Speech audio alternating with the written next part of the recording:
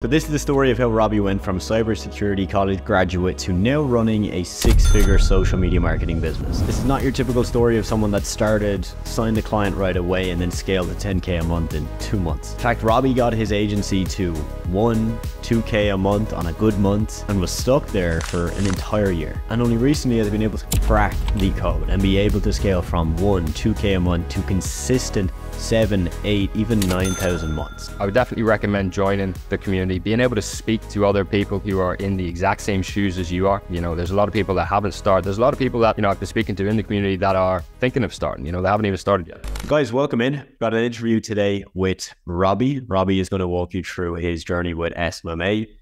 Robbie, when exactly did you start? What was the year? Started late 2021, August 2021. Okay, perfect. And as of recording this, it's 2023. Robbie, you're running pretty much a six-figure business right now. So excited to jump in, man. Super excited, man. I've been looking forward to this. Nice. Look, no better place to start than the start. So why did you start with SMMA? And is this the first thing, or have you done something else? So I had a sort of strange entry into the whole scene. I went to uni, did cybersecurity, something completely unrelated. In a way, it sort of led me to where I am. So one of my modules in cybersecurity was secure web development. So that led me into sort of web development. So you mentioned before, if there was any little other side gigs before I started this. So I made a couple of websites, primarily for landscapers. I made one for like a Pilates studio. So that sort of introduced me to the idea of I can make some money on, Yeah. So one of the things I seen as well, you had these business owners thinking that a website's going to be a fix to all their marketing problems. Yeah. And I was soon to learn that just wasn't the case. You can have a great website, but if it's not optimized, if you're not funneling traffic to it in one way or another, it's not really going to do much for you. So that led me into thinking about marketing and all that type of stuff. And then, I just got spoken to Chris. Chris is obviously my business partner, a good friend of mine since we were young. And we decided, screw it, we'll try something. And we just, agency wasn't even in the picture there. It was just, let's try and make a few quid online. And then eventually it sort of snowballed and here we are today where we're able to work full time. So it's been a pretty cool journey. And I'm definitely excited to see where we can take it now. 2024 is going to be a big year for sure. Solid, man. And Robbie, where are you at right now? Because you're originally from Northern Ireland, but you ain't there anymore. So I'm in Sydney at the minute. Moved here in June, here for the next year, and then I don't know where I'm going to go. I was thinking Dubai maybe for a year. So my girlfriend's a teacher, so nice. Dubai would be a place for her to teach. She's teaching here at the minute, and obviously I have that locational freedom, so I can sort of work from anywhere, which is really neat. But yeah, Sydney at the minute, big change in lifestyle. It's been great. It's been great to work from here as well, But yeah, I'm really enjoying it so far. Amazing, man. Amazing. And so, Robbie, when you started, like you said, your first little trickle into this world was a bit of web development, a couple of projects that you did. Transitioning then when you started with your business partner into, all right, let's do this social media thing. What did you guys first do, right, that you regret doing? So what were the things you wasted time on? Because I think a lot of people watching this are probably falling into some of the things that you might have done, things that I did as well. Yeah. For sure. So I think, we tried, at the very start, we put a whole lot of time into trying to build out this really amazing website, these really beautiful socials with consistent posts and all that type of stuff. But realistically, it wasn't really needed. We could have been spending our time elsewhere on more productive things. Our website hasn't changed now in 2 years. And even when I look back at it now, knowing the type of language that these business owners, are used to hearing or want to hear, the website needs change. So that's something I was actually speaking to Christopher about yesterday. We're going to do a bit of a rebrand. I think it's about time, a new website, new logo, that type of stuff. But I think that's one of the main ones. Obviously, we went into this really with no sort of prior business or marketing knowledge, Yeah. So it was more just trying a load of different things and seeing what worked. I mean, I think the way that we got our first client was cold calling or I think it was cold calling. It was a gym. They're actually still with us. Our first client is still with us, which is crazy. But yeah, and then we sort of moved into Instagram DMs and just trying to like look at all the different sort of outreach methods and ways that we could get leads and obviously sales calls booked. But I think the main one was trying to perfect our website and try to seek perfectionism in those aspects, which just definitely wasn't needed, especially at that stage. Yeah, definitely. There was one of our students, Josh. You probably spoke to Josh in the program. Yeah. He put up a story the other day. He literally just got a website for his agency. Like the guy's doing, 10K a month, been doing, really good numbers for a long time, and he's got a fucking website now. Just shows the importance of it. So many people just overthink that stuff, man. 100%. Robbie, the first thing you mentioned there was that your first client that you got is still with you. That's a really interesting point because the average retention rate of SMMA clients, according to the internet, is about 3 months, which is low, right? Like all the clients we worked with, it was a 3-month minimum contract. So 3 months is bare minimum. But similar to you, our first client we signed stayed for 20 months, which is crazy, right? What do you think are some of those things that you guys are doing that allows you to keep clients? Is it the service, or do you think it's just your ability to connect to what they actually want and deliver that in the way they want it? Yeah. So I think the first client's a bit of a wild card, right? So he's a gym. We haven't niched down, but we love working with gyms. We're both passionate about our fitness. I think gyms is just a pretty good one, especially when starting off, because it's sort of, you can just go look at other gym pages and what sort of stuff you should be doing. For sure. I think he realized that, me and Christopher we're very new into this thing, and we have both parties have grown together, Obviously we've grown as an agency and he's grown as a gym. So I think that's one of the main things that has sort of kept us together. And, we've never increased his price. Obviously our price and packages have changed throughout the last sort of 2-3 years. And we've always kept the same retainer. Now, we have been able to upsell him to different things. If we do ads, we're going to charge him for a full ad setup package and all that type of stuff. But, I think he knows that, he's seen our journey as well, and we've definitely helped him grow. So I think for him, that was what sort of kept him going. And it's been a pleasure working with him. But in terms of, other clients and, keeping a somewhat good retention rate, it really is. And this is something that we've learned along the road. It's just listening to them, just listening to what they want. Sometimes what they want isn't necessarily what is best for their business. Some people come into, especially when working with an agency, thinking that they need to be posting it every single day, or they need to be doing this and that or the other. And sometimes you just need to take a bit of a step back and just explain to them, look, I understand why you think that. However, this is probably going to be our best route of action, especially with your budget and that type of stuff. So taking a step back, listening to them and trying to understand where they're coming from and their mindset, I think is definitely a big part of keeping that relationship strong, if you know what I mean. Yeah, agreed, man. Definitely. Something I'd really like to dive into with you is college. All right. So as you said, you went to college, you studied cybersecurity, completely unrelated. Okay. Had the link with the websites. All right. So it kind of benefited you. But overall, what are your thoughts on college? Like, would you do it again?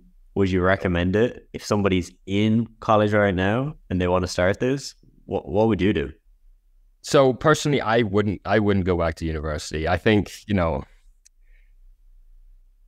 if you want to run a business, and again, look, you can do a business degree, but it's not necessarily going to teach you anything about actually starting your own business. Coming into this thing, I had no idea about accounting or anything like that, or even just general business management, different principles, frameworks, and that type of stuff. It's been, I've been thrown into the deep end almost. And so I personally, I wouldn't go back to university. I think there is a ton of resources out there that are way more valuable to what I sort of learned in university, but it's going to be different for every person. If you want to be a doctor, for example, you have no choice. If you want to be an engineer, you're probably going to have to go to university and get the degree under your belt. But for people that don't really know what they want to do, or if they know that they want to work for themselves, but they don't necessarily know how to start or anything, I wouldn't think that university is necessarily the best route into that world. Yeah. I agree, man. Could not agree more. And I studied a business degree. All right. So I assumed, okay, I'm going into college. And at the time when I started, I was like, I want to start a business. So I'm going in thinking that I'll learn more about how to start a business and how to build up, I don't know, the connections or the know-how of how to do things. Man, I came out of it being like, maybe I should get a job. What a crazy transformation, huh? Crazy how it works. Robbie, something that's, I think, quite unique about the journey you guys have been on is that your journey wasn't just this, right? It wasn't the cliche, you just started, it all clicked, boom, 2K a month, next month, 3K a month. It was a different journey because everybody's is different. So, Robbie, from my understanding, it was you guys got to about 2K roughly per month, and you guys were stuck at that for quite some time. What I'd love to get your insight into is, why do you think you got stuck in the first place? And then two, how did you go from stuck at 2K a month for months to where you guys are at now? Because there's a massive difference. You've done a 5-6x, whereas you were stuck for so long. Yeah, no, definitely. So yeah, you're right there. I mean, 2K on a good month. Yeah, some months it could drop down to 1,000, it could drop down to 800, whatever it may be. So yeah, we started late 2021. It wasn't really until the start of 2023 that things really did click. Yeah. And there's a few things. Well, before I get into that, I suppose some of the reasons why I think we potentially plateaued was because we didn't really know how to spend our time. We were still trying anything and everything to try and get clients in, to try and fulfill them. We were doing all of the fulfillment ourselves.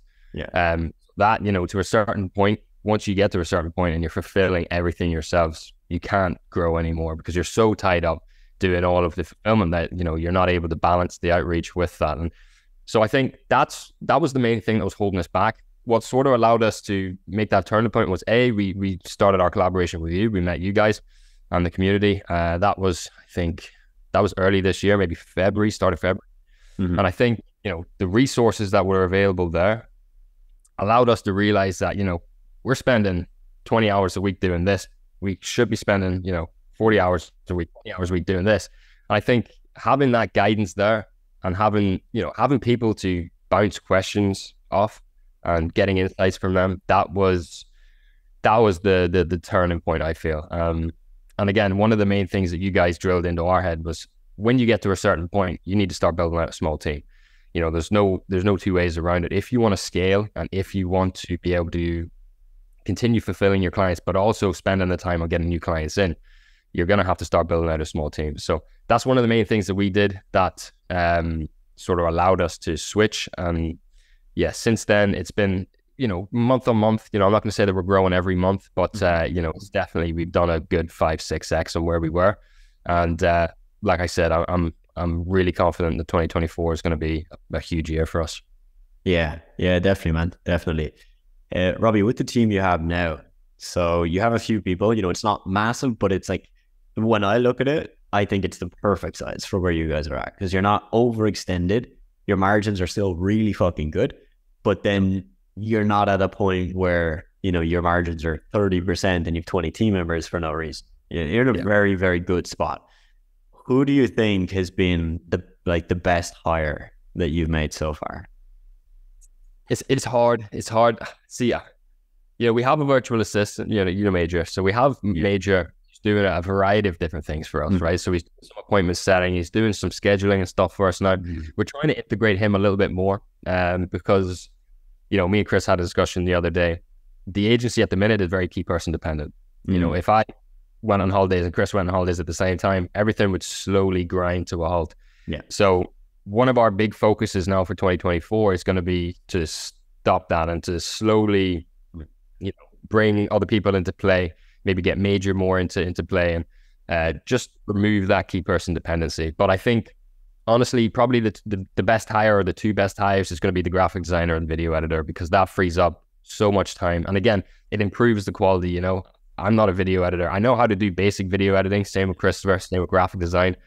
But, hiring someone who does that solely as their job and someone who enjoys doing it and takes their time to do it, it's been a game changer. We've been able to fulfill a whole lot more. And again, we don't have to spend hours and hours creating this content or editing these videos. So it's freed us a lot of time to work on the business rather than in it. And that's a big point that you preach. And that's something that, again, this year, we really started to understand and to realize that we need to be working on the business and building out these systems and putting these processes into place and doing that type of stuff rather than being tied up working, in the business, I suppose, Yeah, definitely, man. Definitely.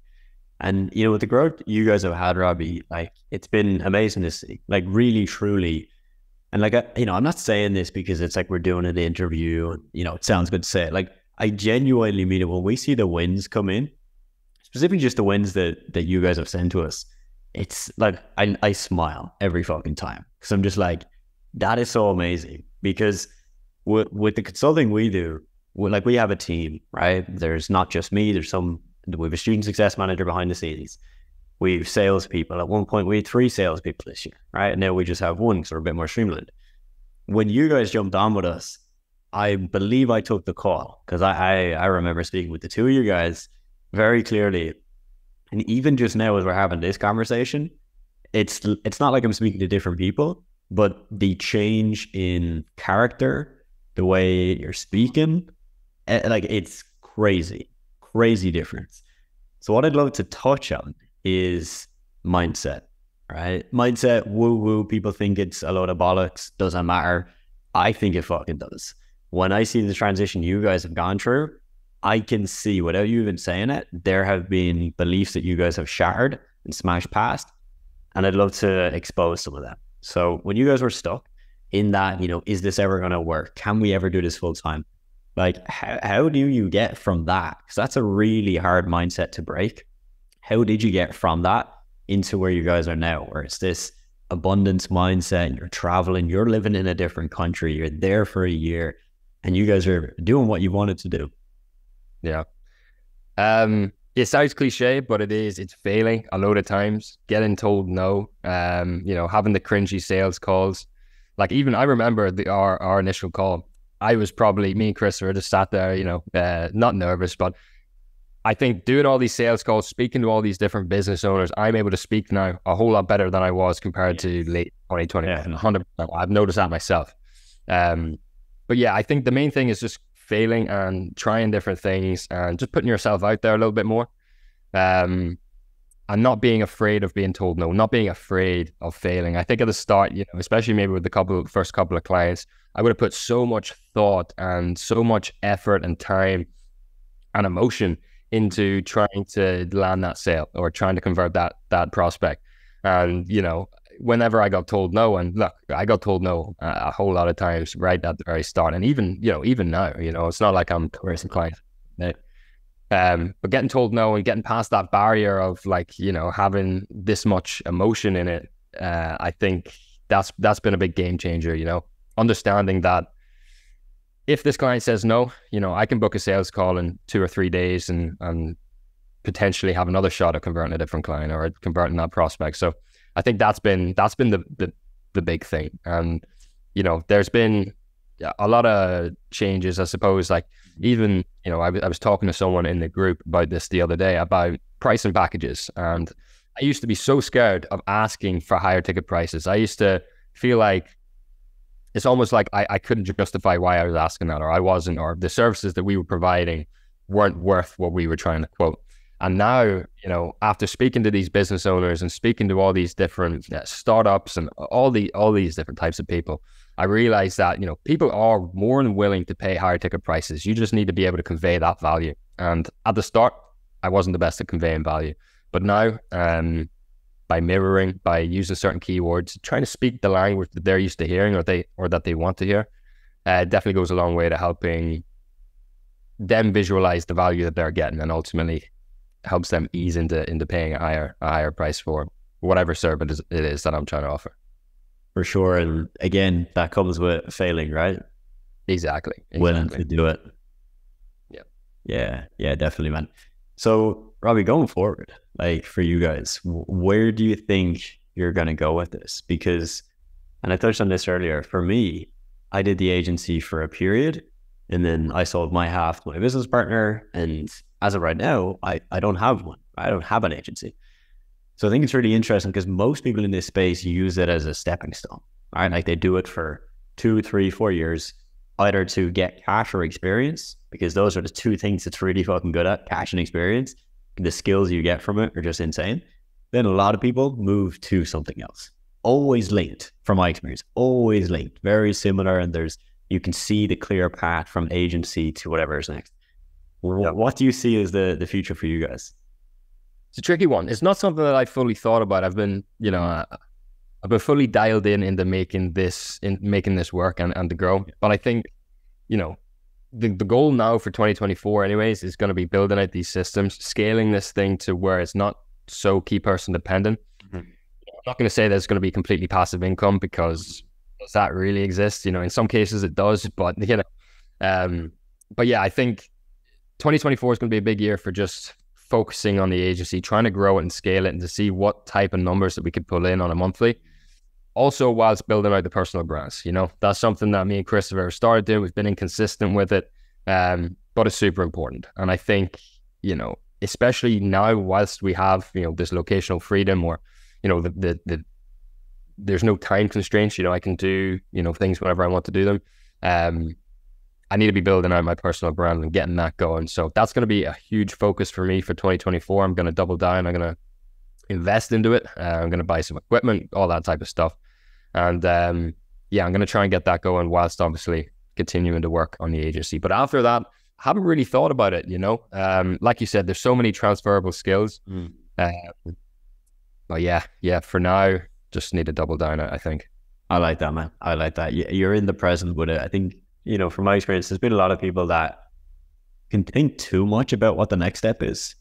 Like, that's amazing, right? To know what's the next thing. But if you're way too focused on that, you're never going to be fully present on maximizing the opportunity you have now. Yeah. And that's everything. And so love that.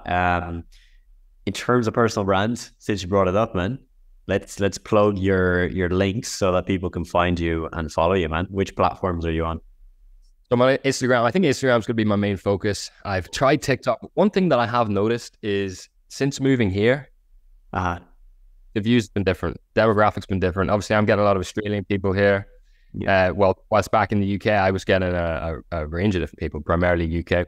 But what is it's Robbie VOW. That's my Instagram anyway. So Robbie Val. Perfect. We can drop the links, man. We can drop the links, but that could even be a push for you to stay consistent with it if you know. Exactly. A bit of accountability. I like it. Yeah. Nice. Cool, man. Before we wrap it up, Robbie, what I'd love is, just off the top of your head, advice from two types of people. So person one is watching this, brand new to it, haven't started, they don't really know what to do. What's your advice to them? Advice two is to old you, when you started and got stuck. And I'd love to see what you'd recommend. Advice number one, for the person who's thinking about getting started, has no clue. I honestly would say, find someone that has walked that road before. Reach out to Adam, reach out to whoever it may be, and, get involved. Look at what other people are doing. I would definitely recommend joining the community, being able to speak to other people who are in the exact same shoes as you are. There's a lot of people that haven't started. There's a lot of people that, I've been speaking to in the community that are thinking of starting, they haven't even started yet. So, there's a saying, like, the road is a whole lot less daunting when you're walking it with someone that's walked it all before. And I think that sounds true. So advice for a person number one, reach out, get involved, and just plant the seed. You're never gonna you can't get started without getting started. So just take that first step, essentially. 100%. Number two is going to be just be consistent in the things that you can control. You can control the amount of outreach that you're doing. You can control the quality of the outreach you're doing. You can control the flow of the sales calls that you are taking. I think, just find an outreach method that works for me personally. For my agency over the last sort of 2, 3, 4 months, it's been Upwork. And again, I don't have this crazy Upwork profile. I've got 2 reviews, $200 earned on the platform, but I'm still consistently generating sales calls. So I think double down on something that works for you and just stay consistent with it. Just put time and effort into doing it, and you will see results. It's as simple as that. If things don't work after, say, 2 weeks, change your approach, mix it up, try something different, watch YouTube videos. There is so much information out there of people showing you exactly the things that work. Now, again, it might be working for them. You might need to make one or two small little tweaks, but just, you know, there's so much information out there. Just take it in and double down and stay consistent. And that's what my advice would be. Love it, man. It's been a pleasure. Appreciate you coming on, man. Appreciate you having me, man. So you might have noticed in that video, Robbie mentioned a couple of times our community. If you would like to know a little bit about the community and potentially join us, you will find a link in the description of this video where you can book a call, get more information, and yeah, just see if we're a good fit to work together. Truly hope you enjoyed the video. I really enjoyed the conversation with Robbie. Hope you did too.